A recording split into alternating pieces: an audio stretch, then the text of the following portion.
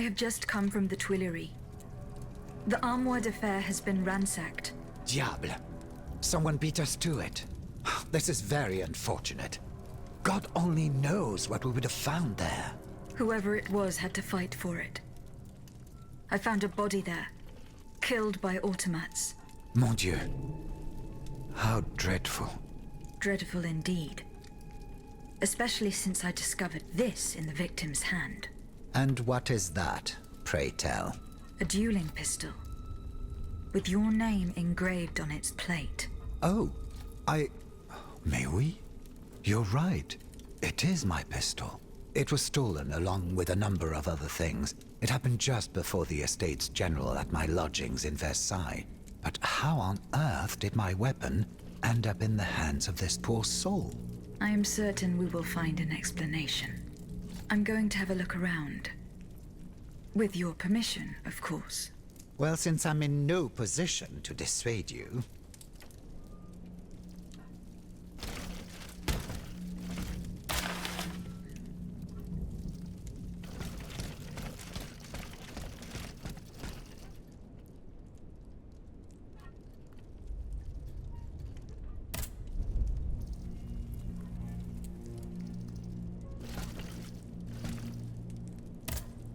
You appear to have burnt these papers in a hurry.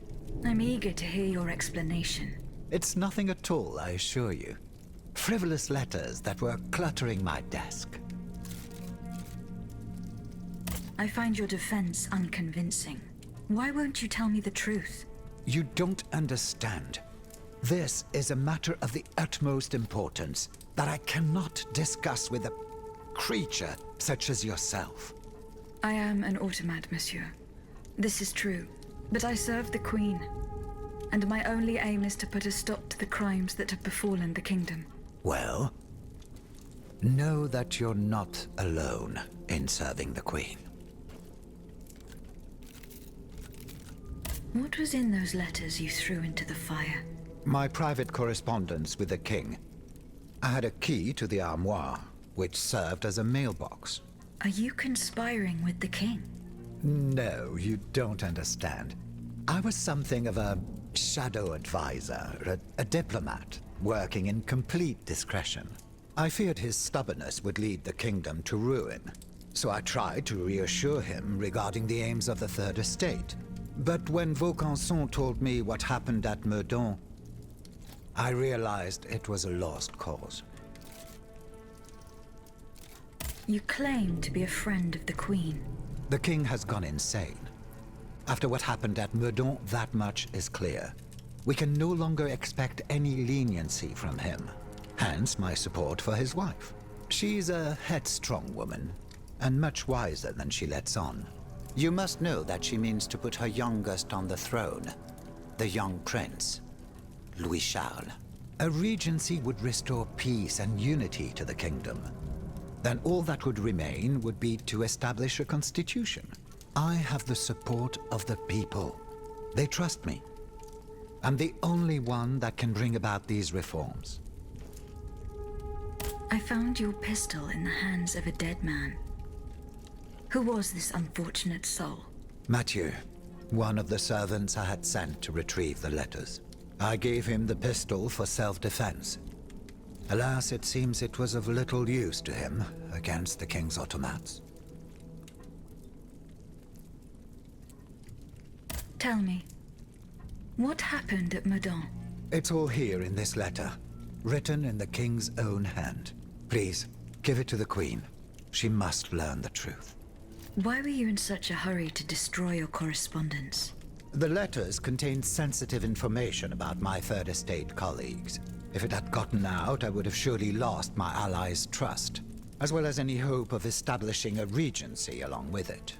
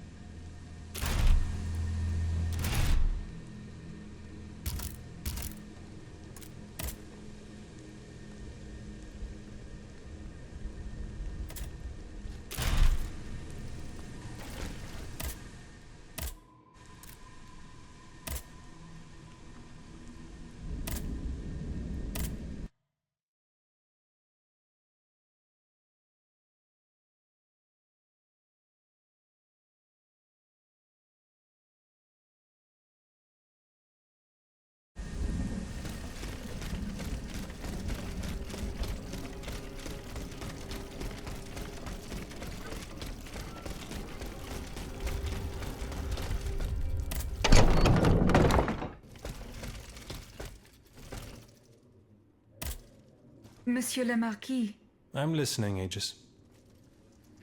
the bonds are in my possession. And to whom do you intend to give them?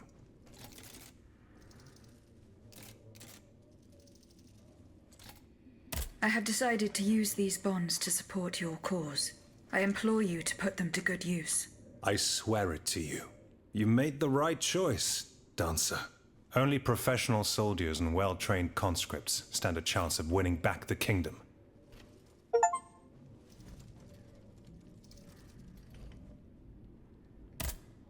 Monsieur le Marquis. I'm listening, Aegis. Goodbye, Monsieur le Marquis.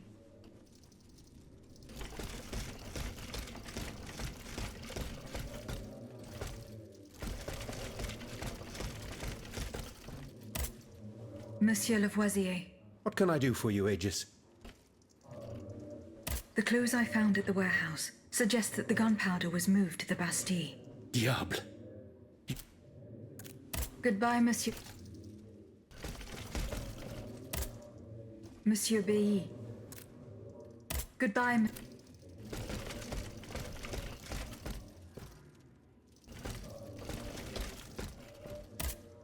Monseigneur. What can I do for you, Aegis? Goodbye, Monseigneur. Allez en paix.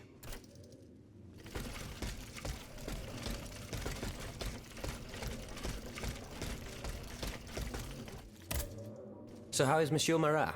I haven't met him yet. He's... As for the lanterns, Did Monsieur de Laclos tell you the secret of his explosive cannonball? no. We didn't talk about it. That's a pity. Without his help, our strategy is doomed to failure. Let's see. I know he's close to Monsieur Marat, the patriotic journalist. He's currently in hiding in the quarries of Montmartre. But please do not breathe a word of this to the Marquis de Lafayette. Those two are at daggers drawn. It would certainly end in a bloodbath. Were you present when the... Goodbye, Monsieur.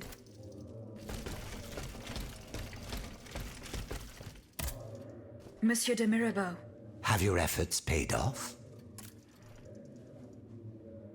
I found a broken cane. It says Franciscus Antonius on it. Do you know who it belongs to? Well, I never. Yes, I know the owner. And I'm willing to bet you're looking for a certain François Antoine. That's right. Well, you'd need to look a little further east, mademoiselle. Across the Rhine for a start. Because this cane belongs, or belonged, to a certain Franz Anton Mesmer. Mesmer, the prince of charlatans. Good heavens, it's been a long time since I've heard his name. 5 years to be exact since your learned commission denounced his theories. It wasn't long after that when he disappeared. Can you tell me more about Mesmer?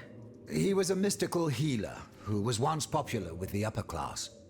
I myself attended several of his sessions. You mentioned a commission. The king did not look kindly on the healer's popularity within the court. This led him to appoint a commission from the Royal Academy of Sciences. An institution to which Monsieur Bailly and I have the honor to belong. We were asked to investigate his alleged powers. The experiments that we performed allowed us to determine that Monsieur Mesmer's activities were pure charlatanism, a conclusion that destroyed his successful career the moment it was published. But there was something, Sylvain. A tiny flow of energy that my devices were able to measure. My dear colleague, must I remind you again that we were never able to reproduce your observations? It was obviously a momentary failure of your equipment. Perhaps. I'd like to be sure of it. When and how did Monsieur Mesmer disappear? The denunciation of his techniques was the start of a long descent into hell for Monsieur Mesmer. He was abandoned by his clients and resumed his research in virtual secrecy. I think he was hoping to perfect his so-called science and restore his reputation with the Academy. A hope that led him to associate himself with that dastardly Cagliostro. God only knows what experiments they may have carried out. In any case, their collaboration did not last long. Monsieur Mesmer left the kingdom overnight to return to his mother country. Why did he leave so quickly? That is a mystery. But those who saw him that morning say it was as if he had the devil at his heels. This is true. He left in such a hurry that he abandoned everything he owned. furniture, belongings, and scientific equipment. And it seems that Cagliostro has inherited this treasure. Is that so? Well, if what you say is true, that broken cane must have passed into the Count's hands. Yes, it's likely. This adventurer from who knows where is quite the mysterious character. And he has been very busy recently. I've been able to observe him from my apartment, making frequent visits to Rue Saint-Honoré, on the Tuileries side. I wonder what he was doing there. What were Monsieur Mesmer's theories? He is a proponent of a theory called animal magnetism. He claimed to be able to channel a purported universal healing fluid by passing his hands over patients and using magnets. He also cobbled together a whole array of mad devices, each stranger than the last. Unfortunately, despite all his attempts, I don't know that he ever cured anyone. What happened during Monsieur Mesmer's treatment sessions? Oh, they were quite a spectacle to behold.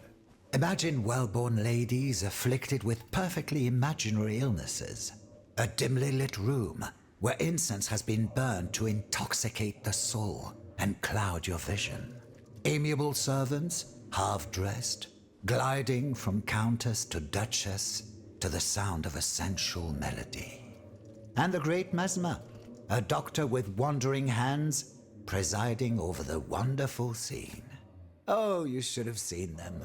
Those grand ladies moaning, crying, and falling into a swoon, clinging to that strange tub. Du théâtre, ma chère. Pure theater.